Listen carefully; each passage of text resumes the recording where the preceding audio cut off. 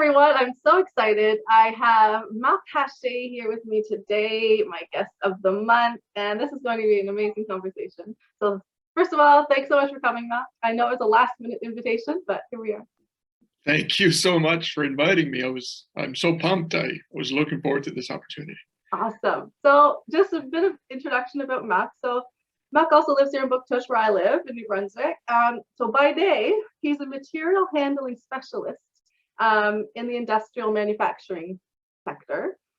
And why I'm having him on the show today is because he's also a medium, okay? So he's a medium in service to the world. He just wants to help people. You know, he doesn't plan on leaving his day job. He just does this because he can. And he realizes the benefits that it brings to people afterwards, you know, just that peace and everything. So excited to have this conversation. And, you know, for me, I talk a lot about, you know, meditation, manifestation, creating energy, because there's so much more to life, I guess, what meets the eye, right? And this is just going to hit it home that much further, talking about what we're going to talk about today. You know, that some things you just can't explain, but it's there. You're right. You're totally right. Yeah. Energy. I think you said the key word right there, right? Key word is energy, and everybody can feel energy. You walk into a room and you kind of have those, you know, those air-raising moments on your arm, and you kind of know that something's going on in this room, and you can just feel you can see the smiles, but you can also feel the smiles. So really, the energy, I think, can be a good title for this podcast. I think Okay. there's going to be I'm a lot going of to ask you for your feedback about the title for this after. Maybe once we get to the end, we'll decide on a title. Yeah, exactly. Great. So also how I know Marc is because he is a musician. So my fiance, Marc plays with him in his band. So he plays fiddle, guitar, accordion for the band when they get to play, which hasn't been very much lately, but hopefully that's going to change soon. So I guess I met Marc in 2017, and just a regular guy. And then there was, I guess, maybe, what would you say, like 3-4 years ago that you started talking about it, that you started developing this? But tell us how it all started for you. Yeah, well, maybe 3-4 years ago is part of my acceptance, I guess, of some would call it a gift, but for me it was, you know, like, okay, this is real, this is happening, and you know, this is something, and you know how it really started. To be honest with you, Sharla, and for your audience, it was always there, really. I was wanting to ask you that. Was it always there, and you were just kind of pushing it away and not paying attention to it, or did it start all of a sudden? And it's funny, I call it because it's not really like a thing. It's something that you can't explain. And I really appreciate your introduction, because I come from I'll call it my normal work life, where everything is so logic, everything is so black and white. And this energy or mediumship is for me like an acknowledgement that things do continue to happen on the other side. And I'll elaborate a little bit on that. But how it really started for me, I guess, you know, you hear people talking about out-of-body experiences, and unfortunately in 1984, well, fortunately I had amazing nurses and a great doctor, and you know, I had severe asthma growing up, and in 1984, I wouldn't remember which month it was, but I do remember the moment, and I'll refer to it as the moment. But it's this night where my mom got the call, and the doctor said, we've literally done everything we could. And I wasn't breathing on my own. And I remember getting that out-of-body experience. And I remember vividly the room that I was in and how many other kids were in that room while they were, you know, giving me care and whatnot. And I remember my mom crying at the door. And that's, you know, those are good memories, yet really heart-wrenching memories for me when I think about that, because, you know, the love of a mother, and Sharla, you already feel that, right? You already have a little one in your belly. But where I'm going with this is that love. It's just an incredible feeling. So I'm out of my body, and I'm noticing a lot of things in that room. And then I'm back and I'm awake and I survived. Mm. This is like 5 or 6 o'clock in the morning. And I remember seeing my brother next to my bed and my mom. And then I asked them, like, what just happened? And why am I in this new room? I feel like I'm in a new room, new environment. Everything is kind of new. Mm. So that was kind of where, for me, was like, this is kind of where it started. So I would not be suggesting that you have to have an out of body experience to develop mediumship, but I can kind of say or relate to that time in my life where it kind of started. Fast How forward old were into, you then? I would have been, so I was born in 76. So doing the quick math, I would have been around 8 years old, 9 maybe at the time, just after my birthday or something like that. Then into my teenage years, I remember going to bed and always knowing there was a presence and, seeing things. And, all of us have been dealing with death all our lives, right? So I had gone to funeral homes and whatnot. And I always had this kind of like weird feeling going to a funeral home. Like, why am I so on edge when I go in there? And a lot of people don't really are comfortable going into funeral homes, but me, it wasn't like discomfort. It was more like, what's going on, right? So all of this energy sensitivity that I had. So I remembered going to bed, I guess, in my teenage years, like almost praying myself to sleep that I wouldn't see or feel anything because I wasn't sure how to deal with it, how to cope with it. Fast forward to maybe 3 or 4 years ago, I call it out. I call it like a coming out moment where I kind of like, okay, this is happening again. Because I think I may have kind of kept it in a drawer somewhere for some time. And I think when I was ready, it came back, but it came back very smoothly. But at the same time, I was kind of like going, what's going on? Why am I hearing and why am I seeing? And I have close friends like Ert and a lot of other close friends. And sometimes I would find myself seeing and saying things, and they would go like, yeah, you're right. Like, how do you know this? And I'm going like, I just know. And then I'm not really sure if should be, talking more about this. Mm. So fast forward into, I will dare say it, the COVID pandemic. Every one of us, I believe, at some moment in time in this last 18 months to 2 years that we've been dealing with it, had this trip inwards. And, maybe we were kind of restricted to our houses or our rooms or our meditation spots or whatever. But for me, it was actually a trip, like a voyage inwards. It was like limitless. And I'm going like, wow, I'm really liking this. So I got into studying, learning about it. And the absolutely amazing and great news is that the messages got a lot clearer. The visions have been amazing. It's been, I can explain what I do day to day with my work life, and I can help people troubleshoot, failing or failed equipment. This, I don't have an explanation. I do my best to explain, but it's been life-changing for me and for my little family. And every time I do a reading, because I started doing readings less than a year ago, Mm-hmm. it's going to be a year in March. I have these one-on-ones or one-on-twos or whatnot. And, a good friend of mine said one time, he said, always leave a person better than you found them.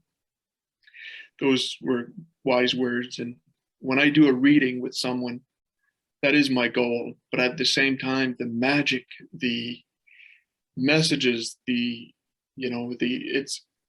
it's just incredible. And the feeling, you said it in the intro, I just want to help. And really that sense of helping people, it gives me great joy and a lot of pride. And I'm very humbled by, people coming to me and having these readings. But I had a beautiful reading again last night, and the unity, the family unit, or even sometimes it's a friend coming through, and it's that union, that unity, and it's just an amazing feeling. Yeah, well, so what can people expect if they go to a reading with you, or do you think that kind of the same process, whether it's reading with you or any other medium, or is it going to be different? Well, I think all of the mediums, or all of the very public mediums, I'll call it like that, because I strongly believe that I am not the only medium, and we can categorize people that have energy sensitivity, or some people might call it ghosts or spirits. I love to call it spirits, but everybody's got their own way of connecting and hearing messages and whatnot. For me, when I hear and see messages or people, or spirits, I should say, because for me they're still people, because they're very real for me. When I first start talking with them, I ask them for validations, things that I wouldn't know, and things that are important to my guest. And at the same time, it's important for me that that person feels that connection with their loved one. So I always start off a reading, by telling who's there, and I start giving traits as to how they are, because believe it or not, I've had people, maybe they were very hyper on this side, but it's one of the traits that stays with them. They can remain hyper. They can be walking back and forth in my room or in my environment, and it's just amazing. So sometimes I will share traits like that, and all of a sudden the stories come out, and they never make sense for me. And that's the beautiful thing, because I learn and I hear things and I see things, and it's just amazing. And right around the end of the reading, the spirits know, because throughout the reading they can't wait, and I try to slow things down a little bit. I don't work on a time clock, like it's a 1 hour type of deal. I just want it to be peaceful, and I want it to bring peace to the person asking for the reading. But right at the end, where I'm going with this, is we fall into a meditation, and when I am able to bring that guest into a heightened energy state, then all of a sudden it's like turning that dial on those old radios, where you have to bring that needle right on channel, and all of a sudden you hear the music. Well, that's what I want my guests, or the people that are coming to me for readings, to hear, to feel, and to sense, because it's really amazing. I have turned the dial in the last 12 to 18 months right on cue, and I get to taste and hear and smell, and sometimes even see things that are just amazing. And I'll be honest with you, as I'm sharing this with you, I'm also the skeptic in the room. It's kind of weird, but at the same time, where I'm seeing and hearing things, I share it with the person in front of me, and they're going like, how do you know this? I got to share an experience with you that happened maybe a month or two ago. So I'm in my sunroom with my wife, Carolyn, and we're talking about stuff. And all of a sudden her cousin comes through, and I'm kind of shocked, and I'm, talking with her cousin, and my wife picks up every time I have one of those moments. So I'm having a conversation with them, and then a friend, older gentleman, pops up, and he's also there, but I know who he is, because he's my wife's cousin's husband, father. I think I got that right. So anyways, he's saying things, and all of a sudden, like, I have to give a message, like, right away, right there, right now. And I'm going to Carolyn, my wife, and I said, I think we have to make this call like right now. She says, really? I said, yeah. So anyways, we call them and they acknowledge what I'm sharing for message. And the dad, I'm going to call this individual Louis. Louis's dad, he's saying, here, I'll show you where he's driving. Well, I'm sitting at my desk. We have Carolyn's cousin on speakerphone. I know exactly where they're driving. So all of a sudden now I'm kind of getting like an upset stomach because I'm driving, but I'm sitting in my office. So that is a prime example of things that I can't explain, but I am so forever grateful because I guess some of us have chosen this line of work, or some of us have a gift, and it's important that we use it. And I just want to share with your audience that, I'm not special. I just want to help people. And because of that, I encourage everybody to go on to that trip inwards and really connect with your loved ones because they're always there. Yeah, yeah. So then you think that anyone can connect with their loved ones anytime? I'm a firm believer. And, every reading that I've had so far, every person that I've come to my readings have connected. And it's amazing because I know what I see, but it's what they tell me they see. Once Oh, wow. a lot of them will see at the end of the reading, a lot of them will feel. The feeling is always a high one, but the smell is always something really, really cool. And, it's magical. It really is magical. Mm-hmm. Yeah. So when you talked about being skeptical, of course, like I think that there are many people who believe in this, and there are many people who say no, no, no, no, right? And I think you're probably in one ship or the other, or some might be undecided. They say, yeah, maybe I'm not sure. So when you're talking about when you do your readings, at the very beginning, you do things to validate or to make that connection, but to build that trust, right, in your guests and whoever's there for the reading, so that they can really, I guess, calm and say, okay, yeah, this is.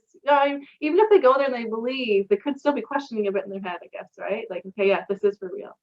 Well, I hope they do, because for sure I am questioning myself on what I'm hearing and what I'm seeing, right? So that's where I hope they're skeptical. I don't see it as a challenge, because if they're skeptic, they're wondering if I'm going to say things. They're wondering if I'm going to be able to validate things, and I know that. And you know what? I really put that pressure not onto me, but onto the spirits that are here to validate and confirm and just share. And to me, that's the amazing thing, right? That is really the thing. And I've never doubted the messages. I should take those words back. I don't doubt the messages, but sometimes the image that I will get or receive, or the information, I explain it a certain way, and the person in front of me actually says, yeah, you're right. But on top of that, all of a sudden, everything gets a lot clearer, right? So those are the validations that I always, take it home, and it's just amazing. Okay. So do you see the spirits per se, or do you see things, or does it depend from situation to situation? It's been amazing, actually, and that is the part that I like to share. And for those of your audience that will have seen the movie Ghost with Patrick Swayze, I always go back to that movie when I explain this, because the part at the end where Patrick Swayze kisses his wife just before leaving to the other side, there's kind of like, you can see him, and there's kind of like this see-through, you can almost see through him towards the end, and there's kind of a glow all around him. That is exactly how I see it. Yeah. That's that's my best example. Yeah. It truly is. But sometimes it's even more magical. And I'll share one of the readings with you without getting into too many details, because really I think the readings are private and they're amazing, and I always want to, you know, keep it as special as it should be for the person receiving the reading. So, but this one reading, actually just before the reading, I had maybe a 2 or 3 year old in the room where I give my readings, and A spirit. a spirit, yeah, and the mother wasn't there yet. And for me, it was really heart-wrenching, and I'm going like, oof, this is going to be a tough one, right? Because I have a soft spot for kids. I love kids. I love babies. I love kids. I love everybody. And when I saw this little boy, my daughter knows what I can do. My daughter's 12 years old, and I actually think that she can as well. But I asked her, I said, can you go and get little trains that you have in your, you know, your play stuff and whatever? And she's looking at me, she says, why? I said, I think I need to comfort or calm this energy. And she goes right for it right away. She brings like 3 or 4 trains upstairs, like the Chuckington trains, for those that can relate. Anyway, so the trains are in the sunroom. And then into the reading, I have this amazing young adult, but he's got the same face profile as the kid that I saw before the reading. And I'm going like, how is this possible? Like, how are you the same kid? Well, I found out in the reading from the mom that she said just before coming into my house, she was looking at a picture of her son. He was 2 or 3 years old. Oh. And I'm going like, oh, wow, you actually sent him to me before your reading. And now I'm looking at him again, and now he's like 22. So it's just been, it's magical. It really is magical. Wow, that's impressive. So I'm just gonna send a quick message. Kurt just got home. I will edit this part out of the audio. Yeah, no problem. Because I told him, but I'm sure he forgot. Wow, that's incredible. So in the readings, do people who are there for the reading, do they get to ask questions, or it doesn't really work that way? As weird as it may sound, is that oftentimes, even though they're not speaking and asking the questions, I just know there's a communication going on. Okay. And because I hear answers, I know the question was asked.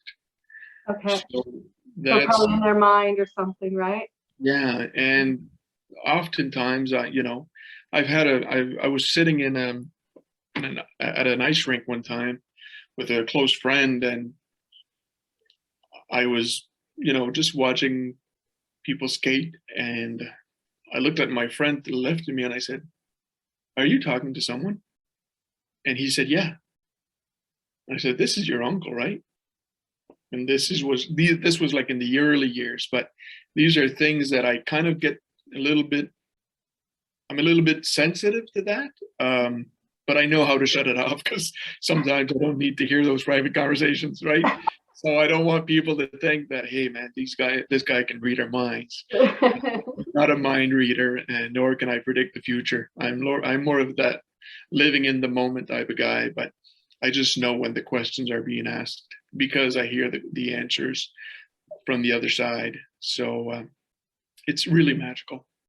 But yeah, they do ask out questions out loud, and you know, I give out answers, but I always keep in the back of my mind that I want to leave people better than how I found them, or they found me, I guess. So I'm always honest, truthful with the answers I give out, but I absolutely do not want to lead anybody into, you know, despair or whatnot, because I think life is so precious, right? I'm looking behind you, inhale and exhale. I think We have to constantly remind ourselves that life is so very fragile. The very first thing that we do when we're born is we inhale. Mm-hmm. Last thing we'll do when we leave is exhale. Oh, So that's wow. how, I never ever thought of it or realized that. But yeah. that's how fragile it is, right? And that to me is important to convey as a message as well into readings, and remember that when you wake up in the morning, you've got another day, another fresh start at life, another opportunity to just release magic into the world. So again, going back to my readings, when I hear and feel those questions or hear and feel those answers, I always want to make sure that I relay the absolute best message possible. Again, it's a privilege to be able to offer or give readings. I don't do it for money. I do get paid for a session, but it's important for me to relay the message that this is not me trying to take anything away. I want to be a giver. I'm more a giver than a taker. Yeah. So just giving help to people is really my core and my belief. And if I may, I'll actually talk a little bit about my grandmother. My grandmother was a fortune teller, so yeah, I guess it's in the family. But I had an amazing experience maybe 2 months ago that I'd like to share with you. But just before I do, she started reading cards, I was told, at 12 years old. Oh, wow. Yeah, and at the time, back in the 30s or early 40s, it wasn't really something viewed as a great thing, especially by religion, right? The Catholic priest that met with my grandmother once actually told her that she shouldn't be reading cards and whatnot. But my grandmother, being smart and swift as she always had the right answer. And the one answer that she gave to the priest was that I don't go in homes to get people, they come to me. And that was an amazing answer when I heard it. But she did this right up until she was 89 years old. Wow. Even the day before she passed, she helped so many people. So really, the word that comes to mind when I talk about my grandmother is courage. That's what she gave people. She gave a lot of courage to people. And because of that, she's my mentor. And I always connect with her every time I have a reading. And recently, I got to participate in a sweat lodge. And for me, those sweat lodge experiences are so magical, and they bring more and more validation to what I do and what I love doing, which is helping people. And I connected again with my grandmother in the lodge. I connect with her often, but I had an even deeper connection with her. And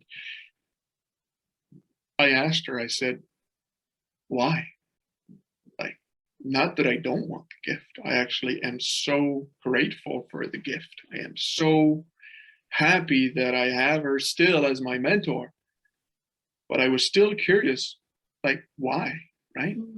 Because the logical part of me wants to know, how is this possible? Yeah. Why, right? What goes up must come down. All of these things that we're all raised and believed with. And she looked at me in the lodge and she said the information was not all in the cards. And that to me was the aha moment. Okay. I just got chills. Yeah. So wow. She was reading or looking at cards, but the information was not just there. There was a lot more information. And that to me was, wow, okay. Maybe the cards were her front to help people to believe and whatnot, right? Yeah. And still this week, or actually last night's reading, the lady that came over, I heard my grandmother saying, "Allô, ma belle-fille," which is like, "Hey, how you doing, sweet little girl?" But the lady that came over wasn't a young girl. She was, probably a retired mom. But it was amazing to still feel that connection in between my grandmother and her, because she used to visit my grandmother. Oh, And I really? found that out in my reading. It was Oh, just like, wow. that was an amazing feeling. And I'm going like, you went to see my grandmother a few times, didn't you? And she says, who's your grandmother? And I said, Mrs. Hash. And I can see her face go like, oh my God. Already. Yeah, yeah. All right, this is real. And I'm going, yeah, this is very real for me too. So it's just been an amazing experience. Oh, wow. That's really cool. I had a couple of questions in that last one. So when most people come to see you, would you say that they are kind of, they're upset, they're nervous, they're anxious? Like, how are they, like, probably many different feelings, I guess, when they're going in your door. And then how do they leave? Well, I think I can answer that question by saying that I find them a little lost, but not necessarily lost to a point that they don't know where they're at or they don't know what's going on. It's more of, I'm not sure I'm feeling, or I'm just, there's just kind of like this uncertainty that is pretty consistent every time I meet someone, and it's okay. It's okay. I believe it's my job to remind them and make them feel again, and bring them into that trip inwards that I like to call, because I truly believe that in is the only way out. Mhm. This is for me an opportunity to help, and for them to reach out to me, whether they heard it from a friend or saw it on the Blissfully You Facebook page, or however they found me. I believe they came in with a need to connect, and when they leave, I generally know that they have a very strong sense of connection again. And it's important for people to realize and understand that, you know, I've learned a lot about yoga and the yogic system and monks, and I've done a lot of spiritual work in the last couple of years because I just wanted to know more. That's the logical side of me again, speaking out, wants to know everything and the whys and whatnot. And in the yogic system, they call it layers, like 5 layers of your body. And I always stick to the what I call the first 3, which is your mental body and then your physical body, right? Accumulations. When we say mental body, impressions, fears, and stuff like that. I think we accumulate those things. Mhm. And the same thing for our physical body, right? We eat the food that we were all raised. You got to finish your plate if you want to go and play outside or whatever. So all of this food that we ingest, so we accumulate the food, and the spiritual body. Well, it's always there. It's always been there. We're just using our body and our mind as vehicles to do what we want to do in life. And I truly believe that we can create what we want, but the force or the energy is the spirit driving it. And that, to me, when you're able to kind of disconnect these 3 and then take them back, that to me is an amazing moment. And that's what I hope to create at every reading, because when we get stuck into our minds, we get stuck into memories and moments that just keep coming back, and then we get sad, and a lot of emotions creep up. And then when we think of our bodies, then we don't like the way we look, and we don't, we aren't eating the right food, and then we go on to a guilt trip. But sometimes if we can disconnect, go back to that core, to that spirit, and then reclaim those other 2 bodies, we'll call it like that, then we fall into union. And I learned that the word yoga meant union. So for me, that unity with your 3 layers or your loved ones is so important. It's extremely important. And that's why I circle back to saying that I truly believe that a lot more people than just me can see, hear, or feel things. Like I said earlier, everybody can walk into a room and feel the energy. It's just fun. It's great to be there. Like music, we talked about music earlier on, right? There's a good tune going on, and all of a sudden everybody's tapping their toes and Yeah. everybody's loving it, right? So let's dial up that energy even more. All of a sudden, we start realizing that everybody's joyful, everybody's having a good time, and then we raise it again, and all of a sudden, oh, it's a magical moment because we realize that something else is driving this. And Yeah. then we dial it up again, and all of a sudden we start seeing things and wow, Do you did think you that everyone can access that? absolutely you just gotta turn to that dial up, right? And it's truly magical moments. I'm sure you can relate to moments in your life where you're going like, wow, that was like magical, like how did this just happen? And I'm going like, take it all in, because this is what's happening. They're making it happen for you. And that is just simply amazing. Mm-hmm. And when you're talking about that union between, all the different layers of yourself, yeah, like you said, if we're staying in our mind, we're so disconnected. And I mean, I felt that at times in my own life. And then when I get into, the meditation again, with or without yoga, because yoga, yes, it's a physical practice, and people see it just as pure physical exercise. There's this whole other component to it. And Mhm. that's the other component to it is what I love. And Yeah. then you kind of bring everything together again. And I don't know, I just feel more fulfilled. And when you feel more fulfilled, well, you're not likely to go and fulfill yourself on food, right? I bring that example because even when I was, that's when I first started getting into meditation, was when I was working as a dietitian, and these busy executives coming to see us, trying to lose weight, this and that. But I'm like, it's difficult to do if everything's not in harmony and in balance, right? Like that's why I started telling them or encouraging them to start meditating, to lower the stress, to calm down, so that, for they're not stress eating, things like that. But that's just, kind of a beginner thing. But that unity for anyone to want any kind of peace in their life, that's what it takes. It's what it takes, right? And I just want to bring the word intention, right? Because they probably went to you with a lot of goals, right? They wanted to lose weight, they wanted to feel better, they wanted to, just be able to do things, or they wanted to achieve this weight loss plan or goal that they set maybe for the summer. It's a common thing this time of the year. We're talking to each other in January, and everybody's got this weight loss goal for June, right? Well, how about now? But right, but I guess the word that really comes to mind is intention, Mm. right? If you can have a goal, but if you don't have the intention, intention is a powerful word, and that to me is a driving force for everything I do and everything I want to do. And circling back to yoga, right? It's amazing. You're right. It is a physical practice, but it's so much more than that. And it's really been helping me a lot throughout this pandemic, because we've been confined to our houses or to our jurisdiction, or in my case, with my normal work life. Mm.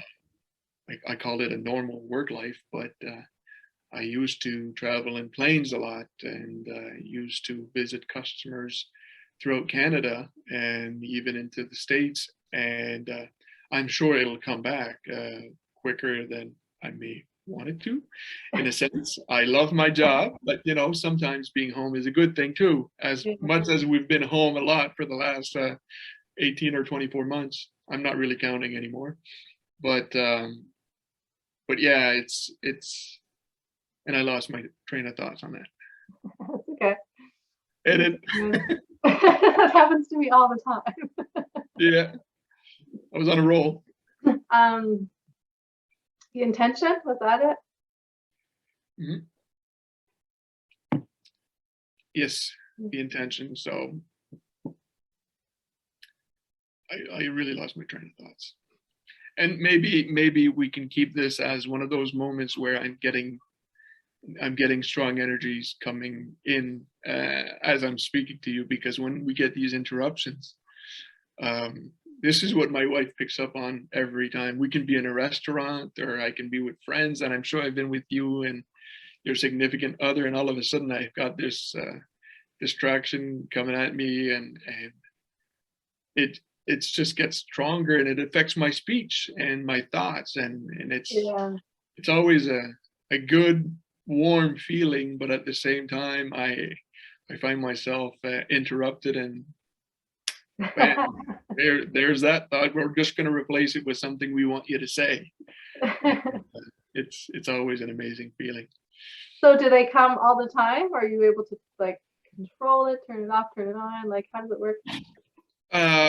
Well, loaded answer for you, because 4 years ago when this started again, part of me was a little bit scared, and part of me wanted to control it more, and part of me wanted to, I just don't know, I didn't have really my hands on the steering wheel all that much yet.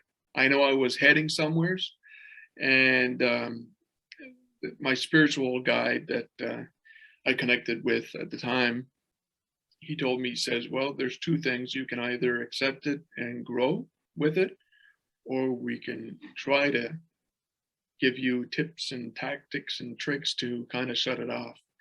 And I was completely the opposite. My helpful nature, I wanted this even more, right? So I've been working a lot with it, but really circle back to your question. It happens really everywhere. I was sharing with my my wife last night that, you know, I can go to our grocery store here in town and just see things. There's energy shifts that I sense in the meat section, or on all sections, right in the meat section, but it can be in the vegetable, in the cereal alley. It doesn't matter. It just doesn't matter. It just happens. Because of the dead animal there? Yeah. Dead animals or something. No, I got rid of their souls, but no, it's really happens everywhere.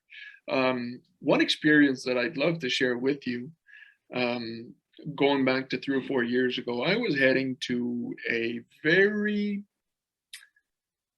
let's say, this plant was not necessarily what we would call green. It was polluting a lot. Thankfully, the operation has since closed, but I was called into that account to help them out with a pretty significant piece of equipment. They had gone down the night before, and you know, these shutting down moments that plants have once in a while. Anyways, where I'm going with this is I'm driving my truck, and where I shouldn't be seeing butterflies, because if they fly in that area, they won't survive very long. I'm thinking maybe minutes, right? The pollution is just not good. I shouldn't even be there, right? I need respiratory devices and whatnot. But I'm sitting in my truck and I'm seeing blue butterflies. And this is going to be a pretty magical moment to share with you. But I'm seeing blue butterflies, and I don't know why I'm seeing a lot of blue butterflies. And then I look another direction and I'm still seeing them. I look in the same direction again towards me, and more blue butterflies. I look to my right, and I have this woman next to me that I know she's spiritually there, but not physically there. We'll call it like that. So I'm kind of like surprised, like of all places, why did she show up in my truck in that environment? And it's pretty magical at that point that I'm seeing these blue butterflies. But there's a connection with the blue butterflies, and I don't understand really what it is. And I do know who this person is, not by name, but I do know who she's connected to, which was my sister-in-law. So anyways, I'm talking with her, and I'm going like, why is this happening here, and whatever. So she's giving me messages and stuff, and I kind of make a deal. Didn't know we could deal on the other side. I guess we could. So I made this deal with her, and I said, you know what, I don't know how to approach your daughter with this, but I will put a post on Facebook. And by putting this post on Facebook, if she's the first one to answer why I'm questioning these blue butterflies, I promise I will convey the message. So I get back home that evening, And you know, we're eating dinner and whatnot, and Carolyn is heading to her workout session, and I'm thinking, well, now's my time to write that message. So I take the MacBook out and type up the little message, and I say, well, what's up with these blue butterflies? Well, guess what happens? Bam. She's the first one to answer, and I'm messaging her like my thumbs can't type fast enough. You got to call me right now. And she's saying, well, no, I'm cooking supper. I said, no, you don't understand. You need to call me right now because I made a deal with a person or a spirit, and I need to talk to you now. So she calls me, and I share these messages with her, and then she goes silent. In the back of my mind, I'm going like, oh my God, what did I just do? I had that, you know, uneasy feeling for a minute, going like, this is kind of going against what I've been wanting to do with this all along, right? I don't want to make people cry, or I don't want them to be hurt or anything like that. And she speaks up and she says, you don't understand. I've been trying to connect with her for the last year and a half. And what you've just said, nobody knew.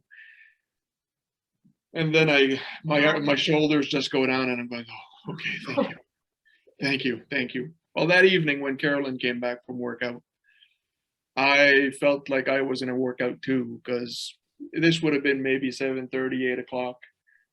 I don't really go to bed that late, but I kind of went to bed early that evening and only woke up the next morning, and I felt really relieved and you know, grateful for having been able to relay that message. But it was a pretty magical moment, you know. And again, those spaces, where do they show up? Why? And I hate saying they, and I shouldn't be saying hate because I think it's a hurtful word. But it's not they; it's the spirits, it's the loved ones, right? We still love them, and it's really magical. That's amazing. I just have one more question about readings. If there's anyone who's listening who, you know, are kind of interested and want to go for a reading, but they're thinking, they're afraid maybe, or hesitant because they're afraid they might get too emotional during the reading. You know, like sometimes for people talking with their loved ones, they still have grief and they kind of want that reassurance and have that connection, but at the same time they're hesitant. So any words of advice or any past experiences that you could share or anything like that?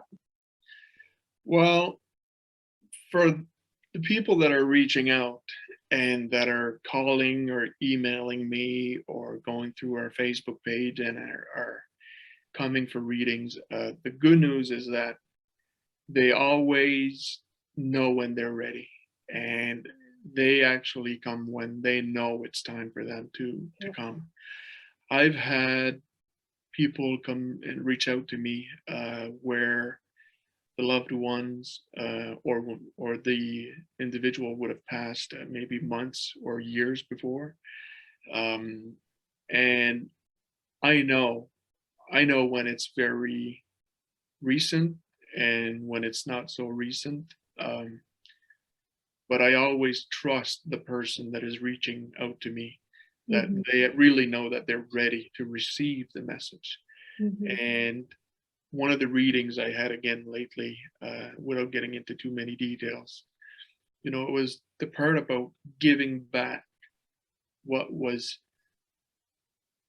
in the relationship from before, which meant to me that, you know, when we talk about a broken heart, right, because someone passed too quickly or someone left because of a disease or whatever, the beautiful message that came through that really comforted the person was that, I know I broke your heart, but I'm putting it back together for you. And that to me was such an amazing message to convey to the person receiving the reading. And that's how I know the person receiving the reading, the messages, was ready to hear it, right? I'm always cautious of giving messages or readings or anything like that when I know that if it's someone, for example, in my family or in close friends where things just recently happened, maybe the day of or the night before, whatever, I'm always very, very, very respectful. But funny enough, I'm calling it funny, but it's not necessarily funny sometimes because I do get a little bit emotional as well. It's Okay. when you have these moments where people are wanting to come through and I'm not even ready, right? It happened to me a couple of times where I know who you are, and yes, this is happening, but I'm not ready to convey your message. And they know and they respect that. And my spiritual guides help me a lot with that. And it's funny because it's kind of a test at the same time, right? It's like remember relating back to music and going to that mic and going check 1, 2, 3. I feel like it's kind of that happening on the other side. So that's how I kind of connected with it. Okay, okay. Oh, And, that's so interesting. yeah, yeah, Yeah. it's pretty amazing. For any of your listeners that may be interested in finding out more about, we covered about yoga and meditation, and we talked a little bit about nutrition and readings. Um, I just want to say that I'm so extremely grateful that you, Sharla, will be part of our amazing retreat that we've got coming up in May. You know, the whole retreat, the Blissfully You Wellness Retreat, and we called it, the theme was "In is the only way out." We really want to help people reconnect with themselves, right? Through exercise, through yoga, through, maybe a hike, maybe that moment where they connected with their loved ones, and maybe that moment where they learned about nutrition and using food as medicine and also as fuel, right? Because I really believe that when you're ingesting the right food, you know how you feel, and when you get that right feeling, you can meditate easier, and when you meditate easier, you fall into this yogic or yoga posture, and everything is so connected for me. So Carolyn, my wife, and I have put this amazing retreat together, and I just wanted to take the opportunity to thank you once again, Charlotte, for being one of our guest speakers, and it's going to be amazing because you're part of it. Oh, thank you. I'm really looking forward to that. Yeah. So it's May 27th, 28th. There are a few tickets left, like Marc was sharing with me before we started. So I will put all of the links on my website under this podcast episode, so sharlagoodman.com. And I believe this will be episode 56. So you'll see it there with Marc Haché. And Marc will also he's planning to do group readings locally here in Buktush. So keep an eye out on the Blissfully You Facebook page for all of those announcements and details. And is there any final things you'd like to share, Marc, before we go? Well, I'd like to share with your audience, keep believing, keep loving, stay grounded. I believe that when we take control of our minds and our energies, we have a deep sense of connection, and connecting is what mediumship is being able to connect with loved ones and bringing people together. And that feeling of that sense of family and being around people and feeling people, energy is really what I really hope to provide with my readings. But with this session, with this podcast that we've recorded together, I hope I brought a sense of unity, because really, to me, that was the most important goal of this opportunity to speak with you. So again, I appreciate the opportunity and the voice, the chance to be heard about mediumship and who am I and how did I land this. And again, to all the skepticals out there, I accept your challenge with an open heart and an open mind, and I wish the same unto you. And always be kind and be peaceful, and I love you all. Okay. Thanks so much, Marc. Thanks. Take care.